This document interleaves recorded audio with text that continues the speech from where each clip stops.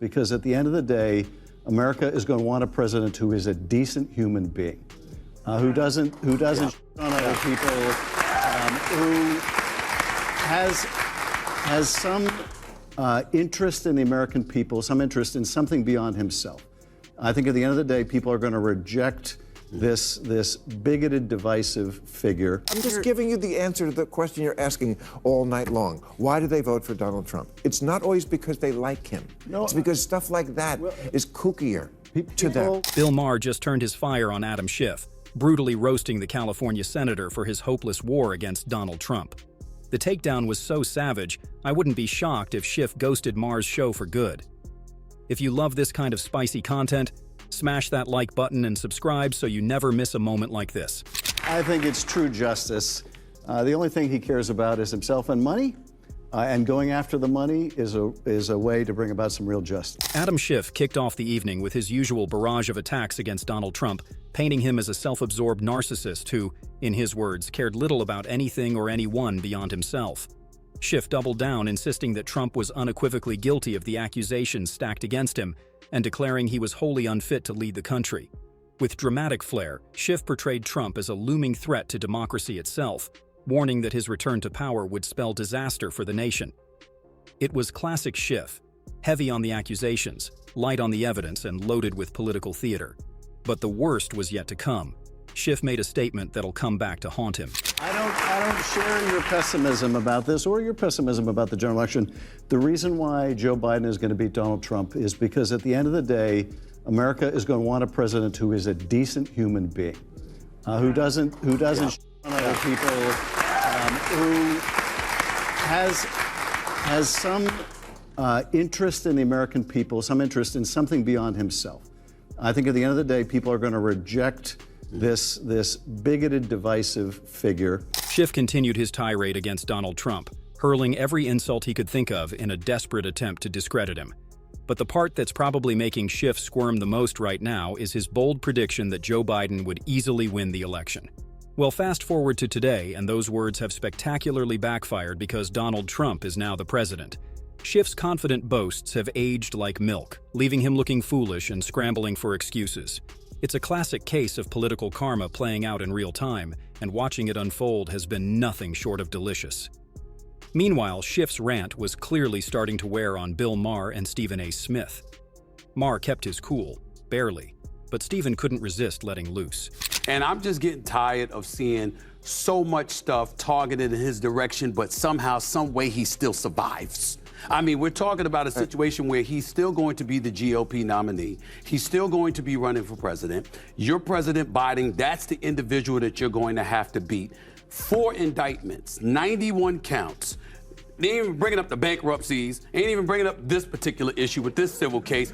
And somehow, some way, he puts cats to shame because he clearly has more than 9 lives. I mean, come on. Even before Bill Maher takes the stage, Stephen A. Smith charges in, gloves off.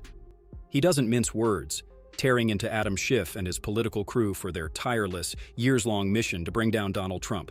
They've tried it all: media hit jobs, investigation after investigation, dredged-up controversies from ancient history, and over-the-top analogies to history's darkest figures. He's been called Hitler, smeared as a threat to democracy, and blamed for everything under the sun. Yet somehow, Trump hasn't just endured, he's flourished. Against every prediction, he's still here. Louder, bolder, more unshakable than ever. Trump remains the unsolvable puzzle that keeps the Democrats and their media allies up at night. Every time they claim victory, he comes back swinging harder.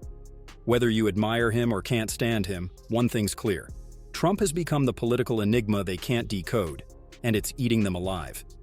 Fed up with the anti-Trump tirades, Maher finally steps in and unleashes pure chaos. The Atlantic put out an article last year, and it was called "Separating Sports by Doesn't Make Sense." Right. And talked about how we separate sports like the WNBA just because it's just socialization. This is insane. I agree. Okay. That's why people vote for Trump. Mm-hmm. Because there's stuff like that on the left that people just go, I know Trump's horrible, but separating by sports by makes perfect sense. Mm-hmm. And if you think it doesn't, you can't leave the country.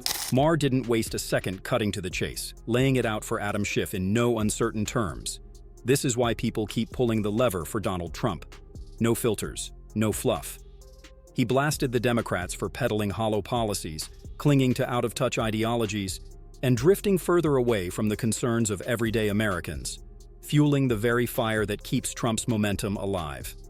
Take one glaring example: the Democrats' crusade to erase biological lines in sports, insisting men and women compete on the same field. For many Americans, it wasn't just nonsense. It was a slap in the face to basic logic. But rather than pause and listen to the backlash, Democrats dug in, brushed off criticism as hate, and kept marching down the same road. Maher made it clear: this kind of ideological overreach doesn't inspire, it alienates. It doesn't rally support, it drives people away. And in doing so, it hands Trump a gift. Because when voters are forced to choose between ideological chaos and someone who, at the very least, seems grounded in reality, they're going to pick reality. Every time. I take the opposite view. I don't think he should have given the pardons at all. Really? No, I don't think he should have, and I was vocal about that at the time. Can you refuse a pardon? That's less clear because in the case of the January 6th committee, he pardoned essentially the whole committee. Wait, did Senator Adam Schiff just toss President Biden under the bus? Because it sure sounded that way. Schiff, a central player in the infamous January 6th committee, was conveniently handed a pardon, along with others on the panel that spent months assigning blame and declaring guilt over the Capitol riot. But here's the twist. If everything the committee did was on the level, if their findings were rock solid and justified, then why did Biden feel the need to hand out preemptive pardons at all? Now Schiff's out here downplaying the pardon like it wasn't needed, carefully implying Biden jumped the gun without saying it outright. Still, the message lands, loud and clear. In trying to save his own skin from the political blowback, Schiff ends up throwing shade on the very guy who gave him cover. It's textbook DC double-dealing. Accept the protection when it suits you, then act like it never happened when things heat up. Schiff may think he's threading the needle, but the cracks in the act are showing, and you can bet the Biden camp isn't thrilled with the optics. Bill Maher doesn't let it slide. He calls Schiff out and takes aim at the mainstream media too, for once again picking sides instead of reporting the truth. And so the FBI came in and arrested the judge. No, I haven't heard that. Maybe I'm wrong, but I don't think I've ever read arrested a judge. So is this significant? Well, I think I'm not going to comment on something I don't know more about than what you've just told me. You read about it too? Yeah, I mean, I read about it, but I don't know. So you don't trust anything either, and you work for the New York Times. Well, even Bret Stephens, yes, a columnist at the New York Times, can't bring himself to fully trust his own paper's reporting. Let that sink in. When someone inside the newsroom starts casting doubt on the headlines his own colleagues are writing, you know the rot runs deep. And that right there is why Trump, and millions of Americans, have turned their backs on legacy media and gone searching elsewhere for the truth. The hard truth? It feels like nearly every major news outlet in America has been hijacked, especially by the left. Once respected institutions that were supposed to speak truth to power now seem more focused on towing the party line than digging for facts. It's a tough pill to swallow. Journalism, once a pillar of democracy, now often feels like a stage for partisan performance. And every time another trusted name falters, another illusion shatters. It's confirmation for what many have suspected all along. If you really want the truth, you won't find it in the echo chambers of the establishment. You have to go beyond them. Catholic schools are popular now, even with people who aren't Catholic, but it's the last place you can send your kid to get an old school education. And they just tell the kids, forget about the Jesus stuff. Just, to them, that's okay indoctrination, as opposed to some of the other indoctrination that goes on. And also, the Catholics don't put up with bullshit. They take your phone, you have to learn your P's and Q's and your grammar and all this kind of stuff. And that's what I just don't understand, that parents don't have the whip hand anymore. Not that you should actually use a whip. We all remember when the unraveling truly began, when the Democrats went all in on woke ideology and tossed morality and basic common sense straight out the window. That's when the cultural fabric started to tear. Suddenly, kids were elevated to the status of mini adults, while parents, especially fathers, were cast as clueless relics from a bygone era. Turn on any family sitcom from the past decade, and the pattern's impossible to miss. The bumbling dad, the semi-capable mom, and the all-knowing, sarcastic kid who somehow schools them both. What started as subtle humor morphed into a full-blown message. Entertainment gave way to indoctrination. And the fallout: a generation raised to believe rules are suggestions, respect is outdated, and consequences are negotiable. Discipline became a dirty word. Boundaries were blurred. The family structure, once the moral anchor of society, was sidelined in favor of virtue signaling and performative progressivism. Now we're living in the aftermath, and it cost the Democrats dearly. The loss of the 2024 elections didn't come out of nowhere. Just listen to what one of their own admitted in the run-up. It was a reckoning they never saw coming. I respect the fact that you don't share my pessimism. I truly do. I understand where you're coming from. But I think that's part of the problem.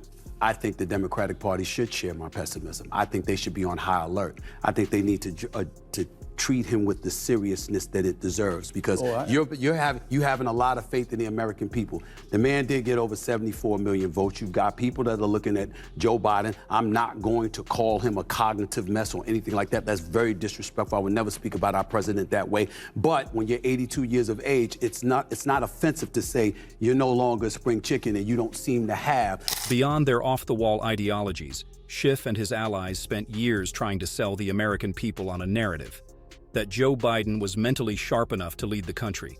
Despite bipartisan concerns and increasingly visible signs of decline, they stuck to the script. They deflected, denied, and dismissed the obvious. They told us not to worry, but we should have. By the time the truth broke through the spin, the damage was done. Reality hit hard. Biden wasn't the leader they needed, and the party knew it. Cue the scramble. Their solution? Kamala Harris.